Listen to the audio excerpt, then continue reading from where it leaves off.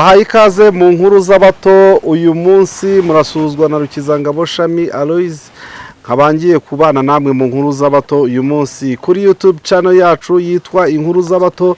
Turabasaba umusanzu wanyu no gukanda subscribe, mugakanda share kugira ngo ibyo bintu bigere ku bantu benshi, abantu bakomeze gusangira inkuru zacu, inkuru z'abato. Nongeye gutashya abana bacu bari hirya no hino ku isi, mbasangiza inkuru z'abato, mbabwira mu rurimi rubegereye, hanyuma tujye tugendana gake gake kugira ngo abana badasigara. Iyo mvuze ngo abana badasigara, ni ukuvuga ngo sinifuza ko hari ijambo na rimwe ribaca mu myanya y'intoki cyangwa se batumva, kugira ngo tugendane mu nkuru z'abato. Ikaze nanone muri uru ruganiriro, mfite abana bagenzi banyu tugiye kuganira kandi tuganira mu nkuru z'abato. Koko uyu munsi mu nkuru z'abato dutangiranye n'ibikoresho by'iwacu mu Kinyarwanda, by'iwacu mu Banyarwanda, ibikoresho bifite akamaro gatandukanye mu nkuru z'abato, naho tuba twifuza ko abana bacu bakura babizi. Abana bacu muri aho, amakuru yanyu ngaho ni mupepere bari abana bo mu nkuru z'abato, tubakire mabwire uti muraho ngaho muri mwese muraho, tubahaye ikaze mu nkuru z'abato.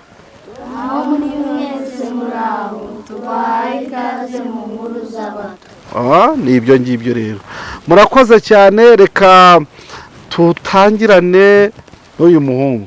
Uyu muhungu ikintu afite ariko ntigitwarwa n'abahungu bundi, ariko nyine uyu munsi mu nkuru z'abato twakiranye. Iki rero, haguruka. Iki ngiki abana bato mutubona muri hirya no hino, iki kintu gifite utubara twiza cyane, tubohwa mu bikoresho dusanga iwacu mu Kinyarwanda. Iki ni igihimba kibikwamo utuntu, ariko noneho uyu nguyu wo iki ngiki cyo kiravaho. Aha, iki ngiki ni umupfundikizo w'iki ngiki mureba. Hanyuma iki ngiki cyitwa inkangara. Mu nkuru z'abato kuri uyu munsi tugira ngo tubabwire ko ababyeyi bacu ba kera, Abanyarwanda ba kera bagiraga uko babika ibintu byabo, imbuto n'utundi tuntu, cyangwa se iyo bashakaga kujya gusura bagenzi babo batuye ibunaka, nk'aho ngaho muri karitsiye, muri umubyeyi wawe ashaka kujya gusura undi mubyeyi muri karitsiye afite icyo amushyiriye, yashyiraga muri aka kantu bita inkangara, agashyiramo imbuto cyangwa se akaba yashyiramo agacuma, hanyuma kugira ngo abantu batamujora cyangwa se batamurebera ibintu ajyaniye mugenzi we kandi batagomba kubibona, agashyiraho umufuniko. Agashyiraho umufuniko nk'uko iwanyu aho ngaho mupfundikira isahani cyangwa se amasorori n'amasafuriya. Yego, hano mu nkuru z'abato barimo kubimbwira. Hanyuma akagenda mu bintu bifite umutekano. Aka gakangara rero kakaba hari abakabohaga mu byitwa intamyi cyangwa se inkorogoto, cyangwa se inkorogoto bashishuye neza, hanyuma bakazitaka, bagashyiramo n'iyi mitako, bagashyiraho utu turangi kugira ngo agakangara kacu kabe gasa neza. Iyicarire, ibindi tuzagenda tubivugaho mu buryo bwimbitse. Haguruka. Mu nkuru z'abato tuhafite iki gihungu cyiza cyane, igihungu kinini gipima ibiro nk'120, mu giha amashyi. Iki gihungu gikunda kurya rero, niyo mpamvu gifite aka kantu. Aka kantu kitwa iki mu nkuru z'abato? Imbehe. Imbehe, hajyamo isaku nyejuru kandi ritinda. Imbehe. Yego. Hanyuma se abana, ahangaha iyi ngiyi ko ari imbehe, ni nk'isahani y'ubu ngubu. Ahangaha hajyagaho iki?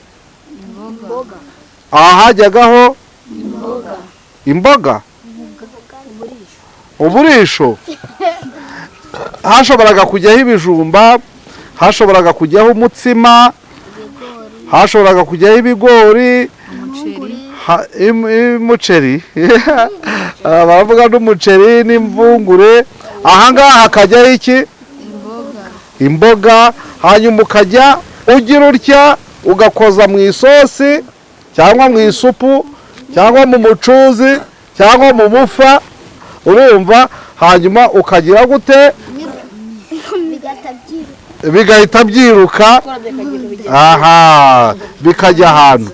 Nguko uko rero abakera bateguraga ibyo gushyiramo amafunguro yabo. Yari imbehe ariko y'imyanya ibiri, ariko yashoboraga no kuba n'itatu. Ariko iyo tuzi ubu ngubu nijyaho imyaka ibiri, hano hakajya uburisho, hakajyaho imboga. Yego, urakoze cyane, yicarire uzakomeza ukundi ibiryo, uzakomeza ube igihungu kinini. Aha, uyu nguyu rero afite akantu ahangaha, akamura kazi kitwa ngo iki? Icyansi, inke, inkongoro. Icyansi cyo kiba ari kinini kuri aka ngaka, ariko aka ngaka ko bakita inkongoro, niko abana bato banywesha amata. Hanyuma nanone ryabanga ryacu ry'abakera rero kagombaga kugira igiki? Agapfundikizo. Kana agapfundikizo k'inkongoro. Hanyuma iyi ngiyi nayo ikaba inkongoro kwayo. Hanyuma iyo urimo kunywa amata ubigenza ute? Bayifata gute rero? Ahangaha niho ngiye gukubita umuntu inshyimbo. Bayifata gute inkongoro? Ufata gutya ugapfundura gute? Ukanywa gute? Ukayifata ute? Aha, reka mvuge ko nkagufashije. Uyifata gute? Uyu turamuha amashyi. Yego, uzi gufata inkongoro neza ninde? Ninde? Cyuzu, haguruka ufata inkongoro neza ndebe. Yari kubanza no gukuramo ingofero. Nta umwana amata ingofero. Aha, banywa amata gute inkongoro? Kuki utafashe hano? Kuki utafashe hano? Oya, kuhafata ni bibi kuko nukuniga icyansi cyangwa se kuniga inkongoro kirazira. Ntabwo ntibafata hano, baba banize inkongoro. Bafata gutya nk'uko Cyuzuzo yarafashe. Cyuzu, baze kukuzurizamo sha, urakoze. Hanyuma se nka Cyuzuzo iyo amaze kunywa amata, hano hakaza ibintu by'umweru bikagira gutya nk'ubwanwa, babyita ngwiki? Babyita ngwiki? Babyita urusomero. Wumvise? Umwana bagomba kunywa urusomero rukaza no nk'ubwanwa bw'umweru. Mwabyumvise? Nk'ubwanwa bw'abasaza.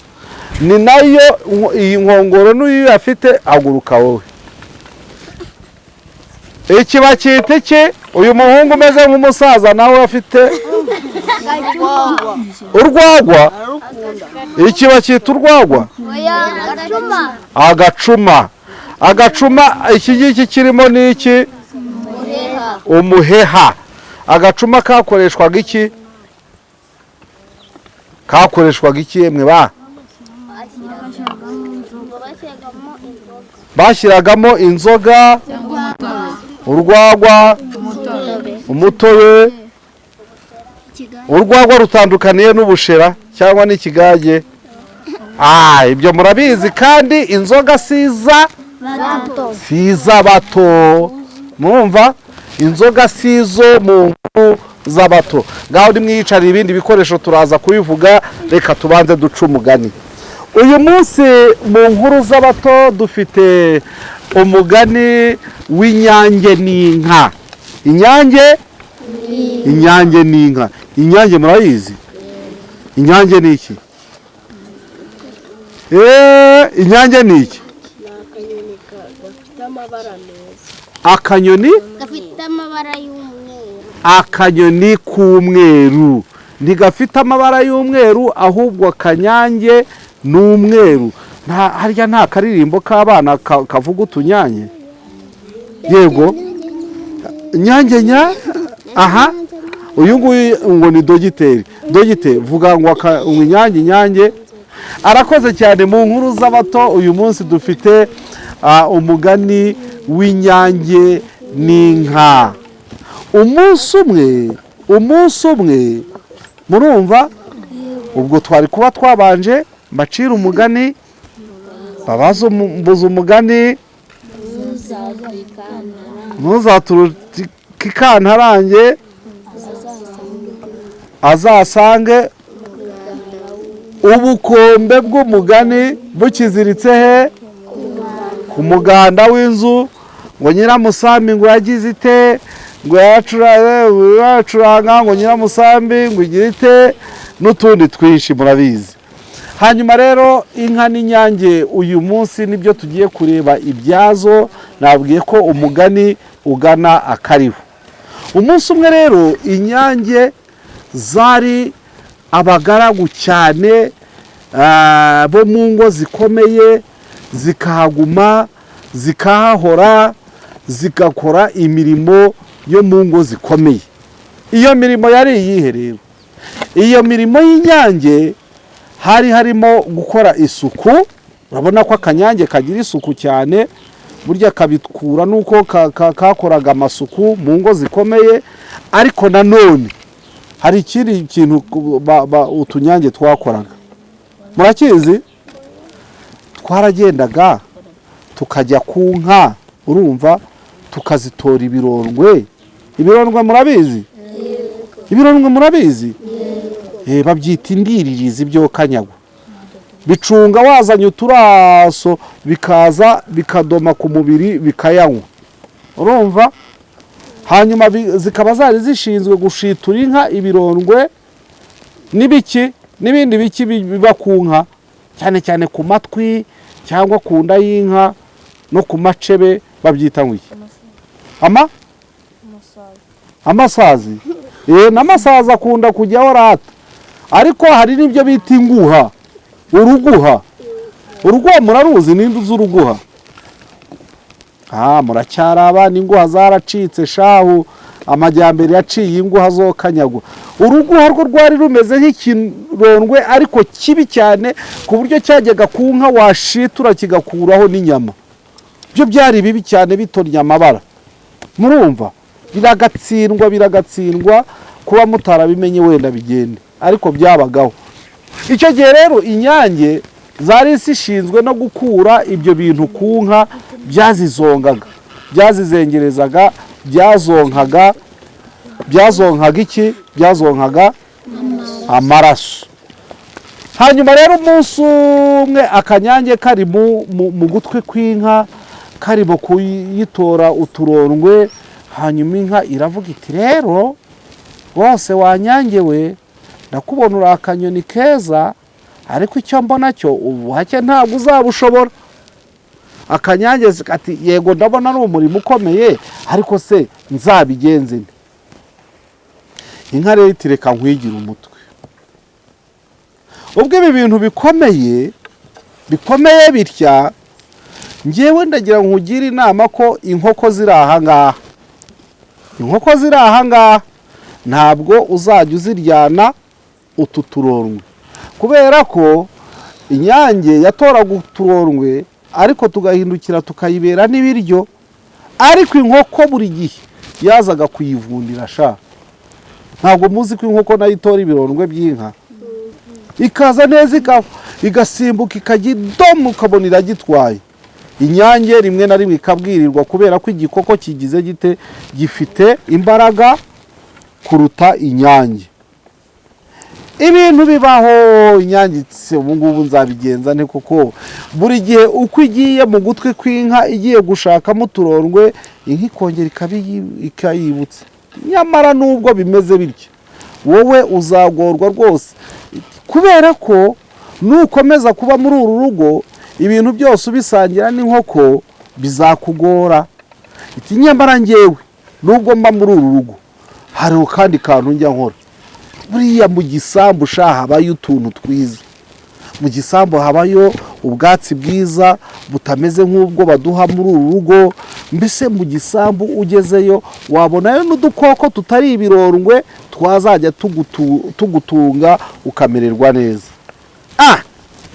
Inyange iguma aho ngaho igeze aho iravuga iti ariko koko ibi bintu inka yabimbwira byaba ari byo. Muzi ukuntu yaje kubigenza? Hako mwambaye nk'utunyange di, mwambaye nk'utunyange nimwikomera amashyi pepe, mwambaye nk'utunyange neza, murasa neza rwose. N'abandi bana aho bari barimo kubibona ukuntu mwambaye neza. Ubwo rero inka Inyange yongeye kujya kwitora ibirondwe binoza umugambi. Inka irayibwira iti rero rwose niba warakomeje kubyiga neza, ngiye nagutwara mu gisambu ukajya kureba, ngiye nkajya nkuvumburira utunyamaswa twiza ukaturya ukatuvanga n'utu turondwe, wazasanga warabaye mwiza cyane. Inyange iza kuryamira avuga iti nogeje umugambi nuko nguko bizagenda. Hanyuma bahuye inka bazijyanye mu gasozi. Inyange nibwo yagize ite, yagiye ku mugongo w'inka irayitwara. Baragenda bajya mu kibaya rero, nkuko bajya hakurya hariya mureba ko murebyeyo, mwagira ngo murabona Inyange se? Ayiwe ntazo mubonye rwose, keretse tugiye tukayegera ngo bigere mu gasozi. Inka ahambere yakandagiye havumbuka udusimba. Inyange biratubonye, irashondagura yumva biraryoshye, birakomeza. Igeze hirya nanone ivumbura utundi. Inyange yumva iraryohewe. Inyange igeze iravuga iti ntabwo nzasubira muri ruriya rugo, ntabwo nzasubira muri ruriya rugo, kubera ko icya mbere inkoko iramvundira ikancura. Icya kabiri hari igihe nyine hari inka zigira umwaga, najya kuyegera igakubita amatwi nanjye ikabirankubise nikubise hariya. Hari n'inka zigira umwaga ku buryo ijya kuyegera ikayikubita ishoti ikayinaga nk'iriya. Urumva iravuga iti ntabwo nzagarukayo. Uhereye uwo munsi Inyange iguma aho ngaho, iguma inyuma y'inka, ndetse ikajya inatumbagira ikajya ku mugongo ikarya umunyenga imaze guhaga. Nguko uko rero Inyange yagumye hanze y'urugo, ikaguma mu ifamu, ikaguma hirya iyo ngiyo, kugira ngo inka izajye igira ite, izajye iyivumburira iki, izajye iyivumburira ibyo kurya byiza. Inyange iheraho igenda ityo, ntiyongera kwegerana n'inkoko, ntiyongera kwegera abantu mu rugo, iguma aho ngaho. Ariko ubwo mwahaye amashyi Inyange ko yahisemo neza. Ubwo se yahisemo neza kujya kuba mu gisambu? Yego, yahisemo neza kujya kuba mu gisambu kugira ngo ijye ikomeza yirire ibiryo byiza ivumburiwe n'inka. Hanyuma mu Kinyarwanda bakavuga ngo sijye hahera iki? Hahera Inyange n'inka. Ngaho mupatera abana bari bakurikiye umugani mabwire ngo murakoze cyane. Nuko mu nkuru z'abato uyu munsi mukaba mwaryohewe no kumva umugani w'inka n'Inyange, ariko no kubona ibikoresho bimwe na bimwe bya Kinyarwanda mu kandi gakino cyangwa se mu wundi mugani. Tuzakomeza tubereke ibikoresho bya Kinyarwanda n'uburyo Abanyarwanda ari abahanga mu bikoresho byabo. Mukomeze munogerwe n'inkuru z'abato, mukanda subscribe kuri channel yacu Inkuru z'Abato, mukanda share kugira ngo ibiganiro bijye bibageraho kenshi. Munakane no kuri iyo nzogera kugira ngo uko dukizeho ikiganiro ijye ibabwira ko ikiganiro cyagezeho, ubundi abana mukomeze kuryoherwa n'inkuru z'abato.